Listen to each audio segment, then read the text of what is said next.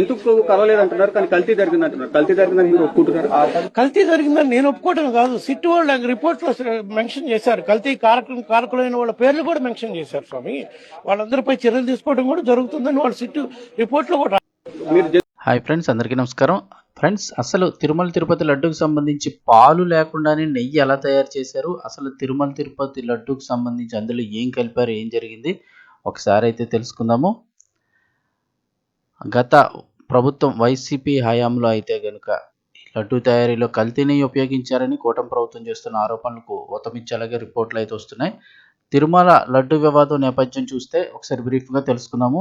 శ్రీవారి లడ్డు ప్రసాదం అంటే భక్తులకు అపర విశ్వాసం. అలాంటి ప్రసాదం తయారీలో ఉపయోగించే నెయ్యి నాణ్యతపై అనుమానాలు రావడంతో ఒక్కసారిగా దేశవ్యాప్తంగా కలకలం రేపింది.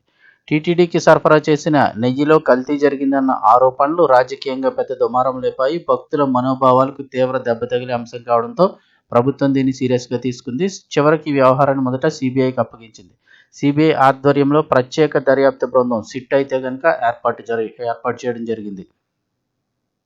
సిట్ దర్యాప్తులో నెయ్యి సరఫరా చేసే కొన్ని డైరీ సంస్థలపై అనుమానాలు బలపడ్డాయి. ముఖ్యంగా ఉత్తరప్రదేశ్కి చెందిన బోలేబాబా ఆర్గానిక్ డైరీ, అలాగే Shri Vaishnavi dairy, Mallanga agro fruits, A R dairy foods ఈ సంస్థలపై దృష్టి సారించారు. ఈ సంస్థలు నిజంగా ఆవు నెయ్యి తయారీకి అవసరమైన పాలు, వెన్న సేకరించకుండానే నెయ్యి సరఫరా చేశాయన్న ఆరోపణలు వచ్చాయి. టెండర్ల అర్హత లేకపోయినా తప్పుడు పత్రాలతో టీటీడీ టెండర్లో పాల్గొన్నట్టు సిట్ గుర్తించింది. కొందరు అధికారులు, ప్లాంట్ల తనిఖీ బృంద సభ్యులు కూడా ఈ వ్యవహారంలో పాత్ర పోషించినట్లు దర్యాప్తులో బయటపడింది. అంటే అధికారులతో పాటు ప్లాంట్ తనిఖీ ఎవరైనా చేస్తారా సిబ్బంది కూడా ఈ వ్యవహారంలో పాత్ర పోషించినట్లు తేలింది.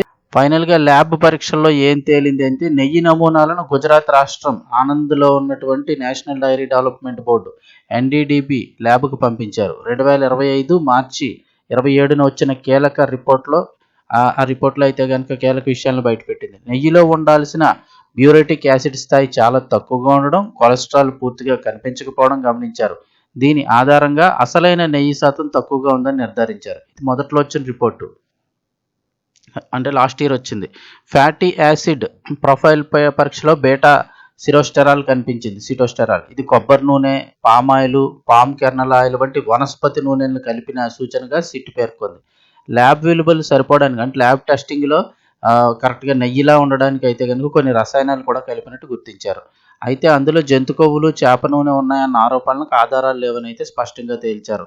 కానీ చేసిన నెయ్యి అంతా కూడా కెమికల్స్, అది పామాయిల్, వనస్పతి ఇలాంటివి వాడి చేశారు. హర్యానాలోని కర్నల్ ఎన్డీఆర్ఐ ల్యాబ్ కూడా ఇదే విషయాన్ని అయితే ధృవీకరించింది.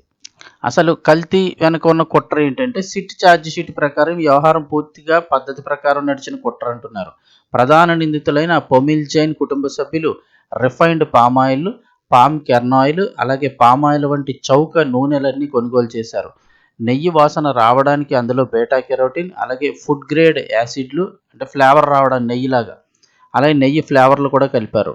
ల్యాబ్ పరీక్షల్లో పట్టుపడకుండా ఉండేందుకు ఆర్ఎం విలువలను అయితే కనుక సరిచేశారు. కొంతమంది అధికారులు తనిఖీలు సరిగ్గా చేయకుండానే రిపోర్ట్లు ఇచ్చేశారు. కొందరు చేసినటువంటి ఆ రిపోర్ట్లు నకిలీగా తయారైనట్లుగా కూడా సిట్ అయితే గుర్తించింది. కమిషన్ల కోసం టెండర్లు మంజూరు చేసినట్లు ఆధారాలు సేకరించింది.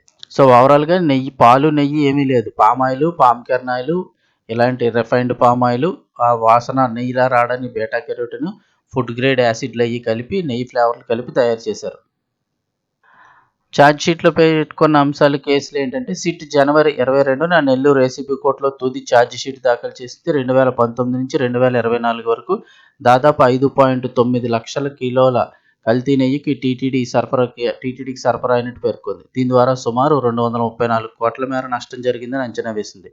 ఈ కేసులో వ్యక్తులు, సంస్థలు కలిపి మొత్తం 36 మంది నిందితులపై కేసులు నమోదు చేశారు. క్రిమినల్ కుట్ర, మోసం, నకిలీ పత్రాలు, లంచాలు, భక్తుల మతపరమైన మనోభావాలకు భంగం కలిగించే చర్యలు వంటి తీవ్రమైన అభియోగాలు ఉన్నాయి. లంచాలు తీసుకోవడం కూడా ఇందులో. అత్యంత కీలకమైన విషయం ఏంటంటే, లడ్డూ తయారీలో ఉపయోగించే నెయ్యిలో జంతు కొవ్వులు లేవంటూ సిబిఐ స్పష్టంగా తేల్చింది. అయితే వనస్పతి నూనెలు, రసాయనాలతో కల్తీ జరిగిందన్న విషయం మాత్రం దర్యాప్తు నిర్ధారణలో తేలింది.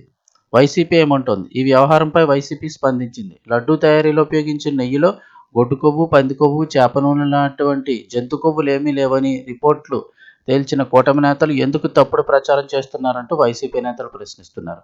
యానిమల్ ఫ్యాట్ లేదన్న స్పష్టత ఉన్నా ప్రభుత్వం ఆ విషయాన్ని భక్తులకు చెప్పకుండా కొత్త కమిటీ అంటూ ఎందుకు కాలయాపన చేస్తున్నారని ప్రశ్నిస్తున్నారు.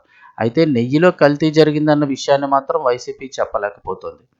మరి కూటమి ఏముంటుంది? ఇదిలా ఉంటే తిరుమల లడ్డు వ్యవహారంపై ముఖ్యమంత్రి చంద్రబాబు సంచలన వ్యాఖ్యలు చేశారు. బాత్రూములు శుభ్రం చేయడానికి ఉపయోగించే రసాయనాల నుంచి తయారైన నెయ్యినే భక్తులకు అందించే ప్రసాదాల్లో వినియోగించారంటూ ఆయన ఆరోపించారు. ఈ ఆరోపణలు ఊహాగానాలు కాదని జాతీయ పాడి అభివృద్ధి మండలి ఇచ్చిన రిపోర్ట్ ఆధారంగానే తాను మాట్లాడుతున్నానంటూ చంద్రబాబు స్పష్టం చేశారు. గత 5 ఏళ్ల కాలంలో కూడా అదే తరహా కల్తీ నెయ్యితోనే ప్రసాదాల పంపిణీ జరిగిందని తెలిపారు. తిరుమలతో పాటు శ్రీశైలంలో కూడా ఇదే విధానం కొనసాగినట్లు సమాచారం ఉందని ఆయన అన్నారు. తిరుమల లడ్డూ కల్తీ వ్యవహారంపై సిబిఐ, సిట్లు క్లీన్ చిట్ ఇచ్చాయనే ప్రచారం జరుగుతోందని, అది నిజం కాదని చంద్రబాబు అన్నారు. సిట్ రిపోర్ట్లోనే కల్తీ జరిగిన విషయాన్ని స్పష్టంగా పేర్కొందని చెప్పారు. ఈ అంశాన్ని వైవి సుబ్బారెడ్డి స్వయంగా అంగీకరించినట్టు సీఎం గుర్తు చేశారు. ఇక పవిత్రమైన వెంకటేశ్వర స్వామి ప్రసాదాల విషయంలో ఇలాంటి నిర్లక్ష్యం చేయడం అత్యంత బాధాకరమన్నారు. భక్తుల విశ్వాసాన్ని దెబ్బతీసే స్థాయికి గత పాలకులు వెళ్లారంటూ ఆయన తీవ్రంగా విమర్శించారు.